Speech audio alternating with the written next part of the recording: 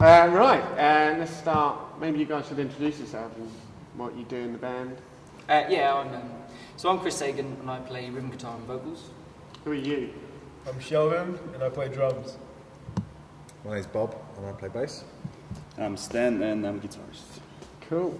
So tell us a little bit about how the band came together. Anyone want to Where take did it that? all start?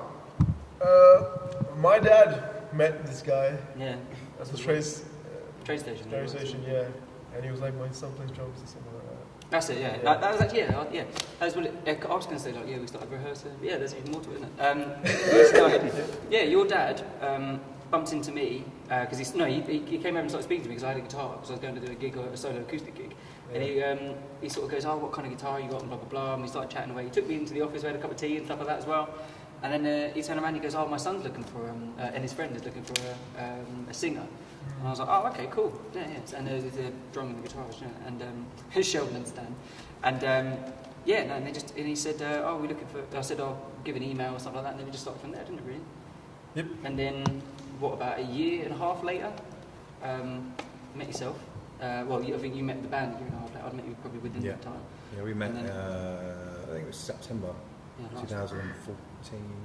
Really? 15. That long ago? We met each other? 2014, yeah. Yeah. Yeah, 2014. Yeah, so we got to, and then basically I think we did a rehearsal because I think I was in a band and I didn't have a backing band, and then said, well, you guys want to help me out for a bit, and then we'll make our own band, and that's what we've done. But then we had Nick, didn't we, on bass for a bit, and then you did a rehearsal because you were filling in. Yep. And then that was it. I think we all just turned around and said, this is the band now. Sounds good. And then that was it, wasn't it? So it just kind of came out of an agreement that we said from the beginning, but it kind of came out quite naturally anyway, because we were making so much, some pretty good tunes outside of the Chris Sagan project. But Yeah, I think that's when it sort of started, the Far Sounds Full, like, beginning of it, Yeah, that's when we're just jamming around, yes, Chris Sagan project, we're coming out with material we play now, so I think that's sort that's of it, how it came out. So it's just kind of worked and you thought, Yeah. yeah. got something here. And it's just better stuff as well. I mean, I like the Chris Sagan project stuff, don't get me wrong, my heart, I've always got a special place for it, but it was just the stuff I was coming out with the band. My whole life plan was to be in a band, so I was just like, I don't ever want to be a solo artist. I never wanted to be I always wanted to be in a band. Yeah. So that's it, living a dream. You say that was your entire life goal. Is that the same for the rest of you? Is it something you've always wanted to do? Yeah. Well, since I was 13, I always wanted to be in a band. Yeah. Oh, you're a little band. Yeah, I got my first drum set at 13 and I was You're like, Fisher I'm gonna Price. be in a band. When I hit the ground, I start running, Yeah, man. That's the only thing I wanted to do. What was the first band you were ever in like? I think it was just like a family band. It's like my cousins Always starts off and my with dad garage, playing guitar. Yeah. Always in the garage. Is there any embarrassing videos out there? Have you guys? Oh, so many. Must be. No one's ever gonna watch that. I'm gonna burn them all. I'm tracking them all down to take them down. It must still be out there somewhere. So one of my questions was sum up Fast and Fall in 3 words. But I'm thinking maybe 4 words. You could take one each. Can I have one word but with the 2 words that have a dash in between? Like hyphenated, yeah. Yeah. Is that right? Does that still count as one? acceptable. Good. Pushing it. Pushing the boundaries of my English. No, I think hard working would be what word I'd use. Hard working. Hard working. Nice. What would you say? Epic. Epic. Epic. I'd say eclectic. Awesome. Awesome. Awesome. We're pretty awesome. So you're a hard-working, epic, eclectic, awesome band. That's the That's plan. pretty good. It's like 14-year-olds Not like a bad us. tagline. I think I think we've always gone for that big sound. So we want that kind of big stadium sound. We're essentially planning for the stadium, aren't we? Really? And whether we get there or not, that's why not shoot for that? Do you know what I mean? Why not aim for as far as you can go? Do you know what I mean? And that's pretty much as big as it gets, really. Do you know what I mean? So I think the idea was we'll make every song as if it would sound good in the biggest venue possible. Do you know what I mean? So I suppose that's where the word epic comes from. Yeah. Well, I always like movie soundtracks, and I always wanted our songs to like. I wanted to hear it like in the cinema, with huge sound. That's what I want to hear. Fast Songs Fall in IMAX. Yeah, Oh yeah, right there. Justin Bieber did it, we can do it. We're just sitting there doing the Lord of the Rings soundtrack whilst it's playing. It's a live soundtrack. From Fast and Fall. Nice. You're So welcome. who, like, we have a classic music journal question. Who do you consider to be your biggest influences, both as a band and personally? Go for Mr. It's pretty easy for Shall I me. It's add? Led Zeppelin. It's all the way. Zeppelin. Oh, yeah. Since I was around the same age, like 12, 13, Stairway to Heaven. And yeah, after that, it's just blues, jazz, you know. So, since then. So I'm a big hard rock and metal fan. I was 9. Well, yeah. But my dad gave me the 7-inch single of Run to the Hills by Iron Maiden when I was 9, and that was like, it just blew my mind. So obviously Steve Harris was a main influence for bass, and Mike Inez from Alice in Chains. Love Alice in Chains. I think as a band, it's definitely got a blues rock kind of sound to it. Obviously Zeppelin, and it's cool. Yeah, it's definitely true. I think that's true. What about yourself? I always like Nirvana, and, like Dave Grohl. It's like he's basically the godlike genius, you know. So he's just awesome at everything. Nicest guy in rock, isn't he? Yeah, I say Yeah. Foo Fighters is pretty good. Yeah. And Nirvana's for sure. Yeah. For me, I'd say the biggest influences were probably, I don't know, Sound of Music.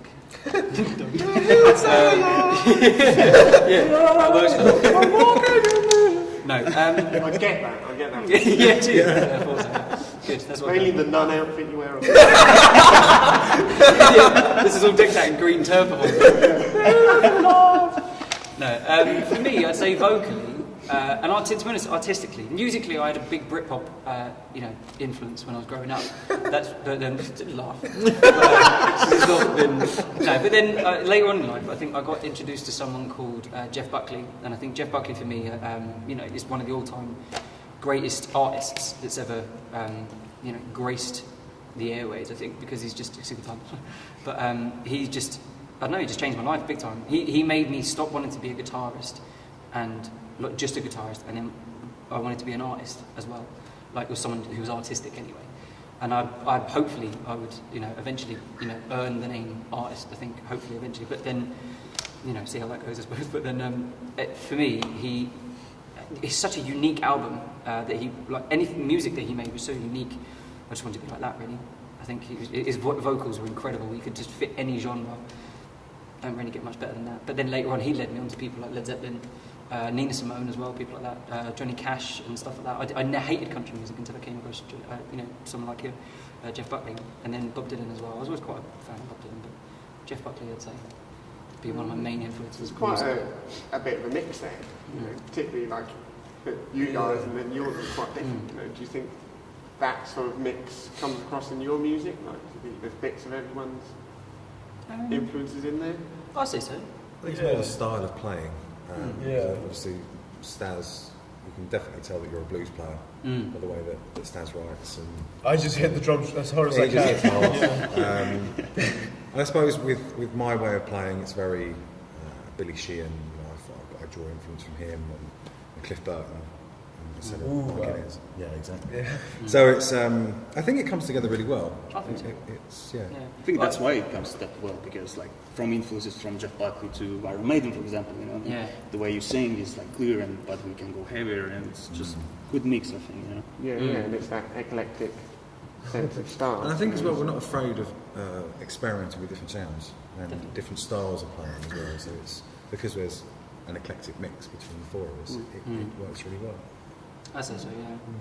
I think vocally, I don't try to be anything really. I think I can make quite a lot from very little. I can kind of be quite snappy with melodies and stuff like that. But then I think once they come out, I tend to try and. I remember I had a limit in terms of vocally what I could hit in terms of vocal range. And I think it was you that just turned around and said, "Just do it." Do better. Do better. and then we started the same thing, but not better. And I found a vocal coach online, this guy called Eric Arsenault, and he's amazing. I recommend it to anyone. And he was just, he helped me kind of find the top end of the range, and then just kind of went from there. But then I found I was like kind of bleeding into the full set a bit, and I do that on a few of the tracks. So I think they're definitely a Jeff Buckley influence, but I would never put myself in the same universe as Buckley, Jesus. I mean, as any of them, to be honest, Led Zeppelin, Iron Maiden, anyone, to be honest. So, but, I mean, that's where hard working comes in, maybe. learn craft. What is sort of one thing that you hope your fans will take away from your music? I think honesty. I think because they're honest songs. They're made in a garage about 10 mile away from here, if that, like a few miles away from here, sort of thing. I think here to Uxbridge, a few miles. They're made up in the rehearsal studio. We're not, do you know what I mean? They're honest. Do you know what I mean? They're written about stuff that's either happened or been seen to happen. And I think these guys are, they're just honest musicians, I think, to be honest as well. So. Yeah, something you can relate to, I think. Yeah, Sure.